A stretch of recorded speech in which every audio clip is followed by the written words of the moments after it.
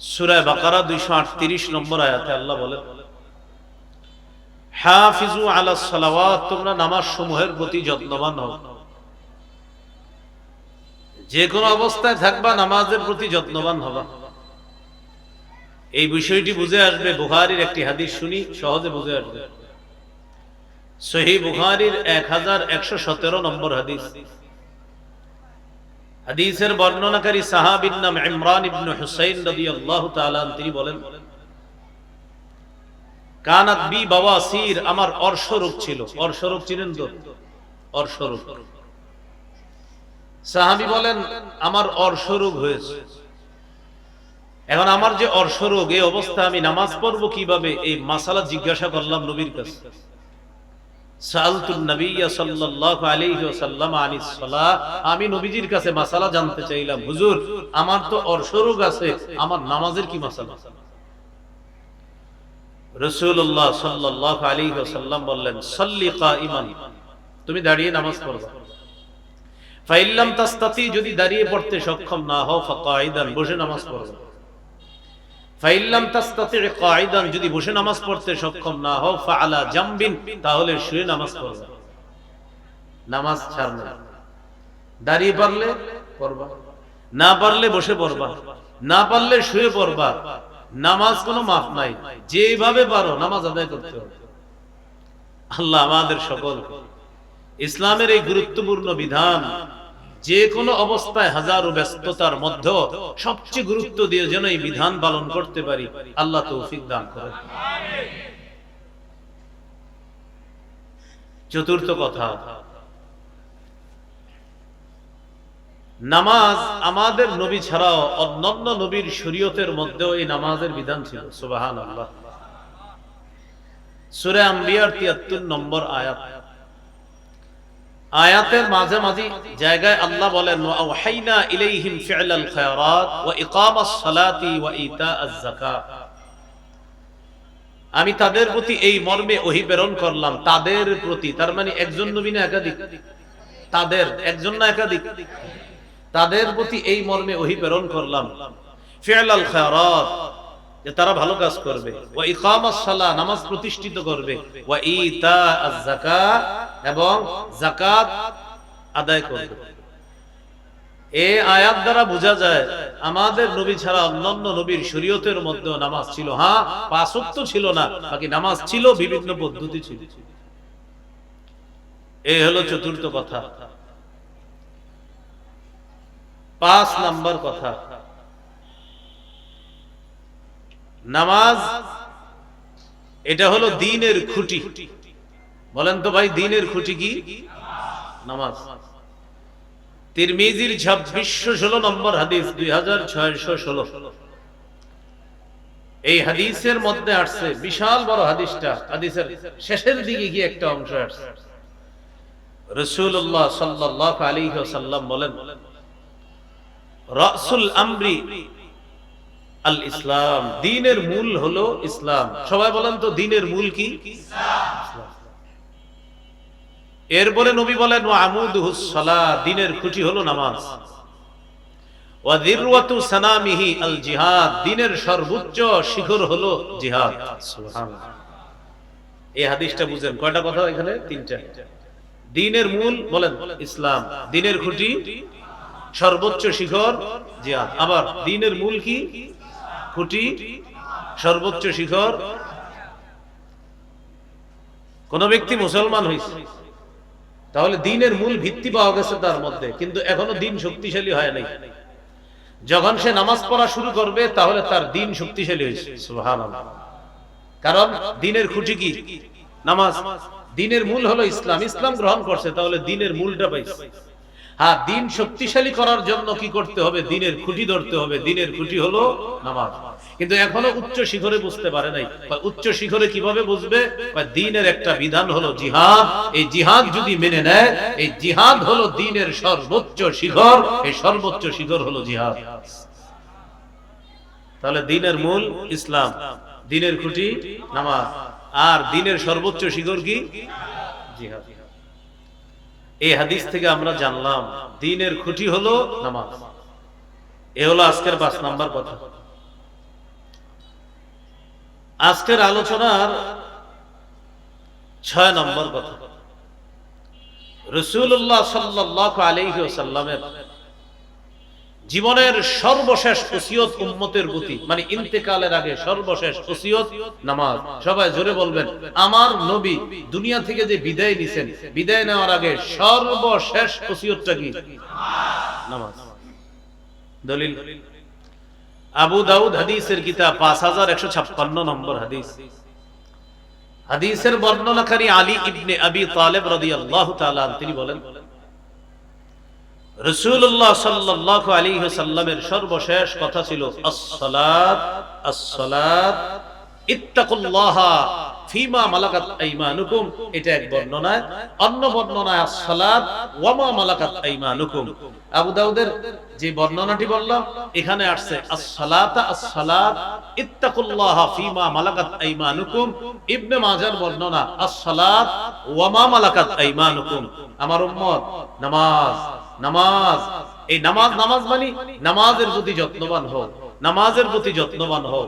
আর তোমাদের অধীনস্থ গোলাম চাকর বাকর যারা, তাদের ব্যাপারে তোমরা আল্লাহকে ভয় করো। এই কথাটা ছিল উম্মতের প্রতি নবীর জীবনের সর্বশেষ ওসিয়ত। প্রিয় মুসলমান ভাইয়েরা, আমি সহ সবাই বলেন তো, আমাদের নবীর জীবনের সর্বশেষ ওসিয়তটা কি? এই হলো ৬ নম্বর কথা। আজকের আলোচনার ৭ নম্বর আলোচনা, নামাজের গুরুত্ব। নামাজের গুরুত্বে আমরা কয়েকটি হাদিস মন দিয়ে শুনব। নাসাই শরীফের হাদিস 3939 নম্বর হাদিস। এই হাদিসের মধ্যে আছে রাসূলুল্লাহ সাল্লাল্লাহু আলাইহি ওয়াসাল্লাম বলেন, হুব্বিবা ইলাইয়া মিনাদ দুনিয়া আন-নিসা ওয়াত-তিবু ওয়া জুইলা কুররাতু আইনি ফিস সালাহ। রাসূলুল্লাহ সাল্লাল্লাহু আলাইহি ওয়াসাল্লাম বলেন, এই পৃথিবীর মধ্য থেকে 3টি জিনিস আমার কাছে প্রিয় করে দেওয়া হয়েছে। আমাদের নবীর কাছে 3টি জিনিস প্রিয় করে দেওয়া হয়েছে। 1 নাম্বার আন-নিসা, মা জাতি নবীর কাছে খুব প্রিয়। 2 নাম্বার আত-তিব, সুগন্ধি। 3 নাম্বার জুইলা কুররাতু আইনি ফিস সালাহ।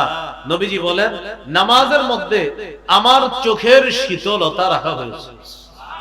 এর মানে আমার নবী নামাজে দাঁড়াইলে সবচেয়ে বেশি আনন্দ পাইতেন। তো নবী বলেন, আমার চোখের শীতলতা এটা করে দেওয়া হয়েছে কি? নামাজ। নামাজটাই ছিল আমার চোখের শীতলতা।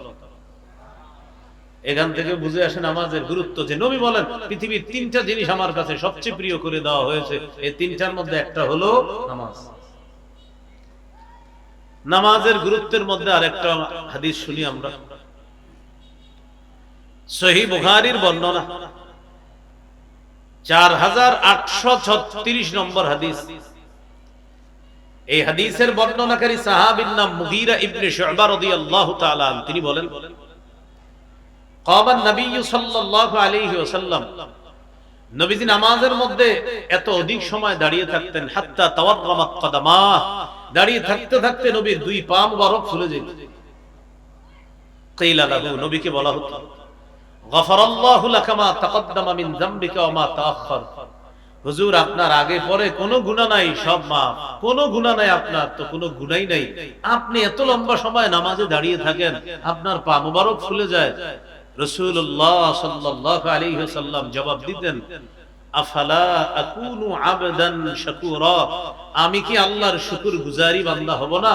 যে আল্লাহ আমাকে এত বড় নিয়ামত দান করেছেন, এই আল্লাহর শুকরিয়া আদায় করার জন্য আমি লম্বা সময় নামাজের মধ্যে কাটিয়ে দিয়েছি। তাহলে বলেন তো, আমাদের নবী নামাজে কম সময় দাঁড়িয়ে থাকতেন না অনেক বেশি সময়? না, আমরা যদি নামাজে দাঁড়াই, কোনো কারণে যদি নামাজের মধ্যে কারেন্ট চলে যায়, দাড়িতে হাত দেয়, কপালে হাত দেয়, চেহারায় হাত দেয়, মেজাজ খারাপ, থুর, খালি থুরটা কইতে পারে না নামাজে, না বলে ফেলতে, ঠিক না? থুর যদি কর সুযোগ থাকতো বলে ফেলতে, মেজাজ খারাপ। বুখারীর আরেকটা হাদিস শুনেন, 1135 নম্বর হাদিস। এই হাদিসের মধ্যে আছে আব্দুল্লাহ ইবনে মাসউদ রাদিয়াল্লাহু তাআলা, নবীর একজন সাহাবী, তিনি বলেন, একদিন শখ করে আল্লাহ রাসূলের সাথে রাতের নামাজে দাঁড়াইছি। শখ বুঝেন তো? কেমনে বুঝাবো বাংলাটা? শখ মানে আউশ, মানে শখ শখ শখ বলেন আগ্রহ, শখ করে, মানে আমার শখের জিনিস এটা, এরকম বলেন না, এই আর কি। নবীর সাথে শখ করে নামাজে দাঁড়াইছে, কোন নামাজ? রাতের নামাজ। আর নবী রাতে যে তাহাজ্জুদ পড়ে, নফল পড়ে, এই নামাজে দাঁড়াইছে। সাহাবী শখে নবীর সাথে দাঁড়াইছে যে আজকে নবীর সাথে রাতে নামাজ পড়ব। সাহাবী বলেন, শোনো কি ঘটনা ঘটছে জানো? লাম ইয়াজাল কাইমান, তিনি ইমাম, আমি হলাম মুক্তাদি। এত লম্বা সময় নবী নামাজে দাঁড়ায় রয়েছে, আমি মনে মনে একটা নিয়ত করে ফেলছি যে নিয়তটা বেশি সুন্দর না। অন্যান্য সাহাবীরা বললেন, আপনি কি নিয়ত করছেন, আমরা একটু জানতে চাই।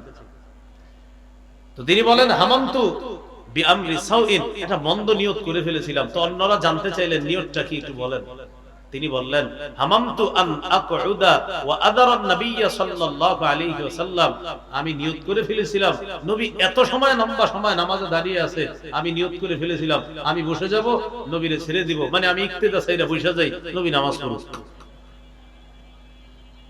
চিন্তা করেন, সাহাবীদের নামাজ আমাদের চাইতে অনেক গুরুত্বপূর্ণ ছিল তাদের নামাজ, তারাও লম্বা সময় নামাজ পড়তেন, কিন্তু সাহাবী বলেন নবী এত লম্বা সময় নামাজে দাঁড়িয়ে থাকতেন যে আমি নিয়তি করে ফেললাম বৈশা যাই, ইক্তেদা ছেড়ে দিই।